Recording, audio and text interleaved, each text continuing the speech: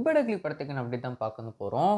Good bye டக்லி இந்த ஒரு படத்துக்கு ஒரு மிகப்பெரிய எதிர்பார்ப்பு இருக்கவும் செய்யுது.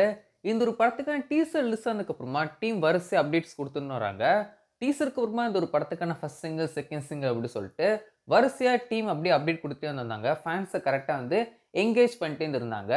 இப்போ அதை தொடர்ந்து இந்த ஒரு படத்துக்கான புக்கிங்ஸ் இன்னைக்கு நைட்டு தொடங்க போகிறாங்க. இன்னைக்கு நைட்டு 8:03 போல் இந்த ஒரு படத்துக்கான 8:02 நினைக்கிறேன். கரெக்டாக அஜித் சார் 10 அப்படின்னு சொல்லி வர டைமில் தான் இவங்க எல்லாம் ரிலீஸ் பண்ணுறாங்க இல்லையா?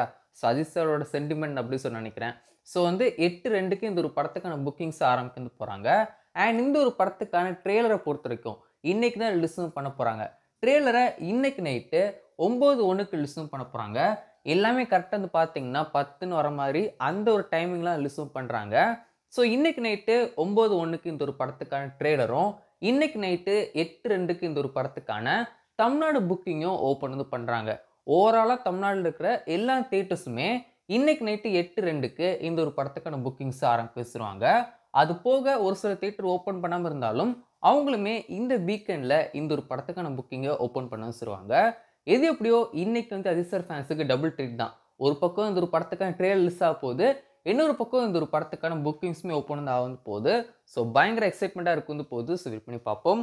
ட்ரெய்லர் ரிலீஸ் ஆனதுக்கப்புறமா அதை பார்த்துட்டு இன்னொரு ரிவ்யூ உங்கள்கிட்ட ஷேர் பண்ணுறேன்.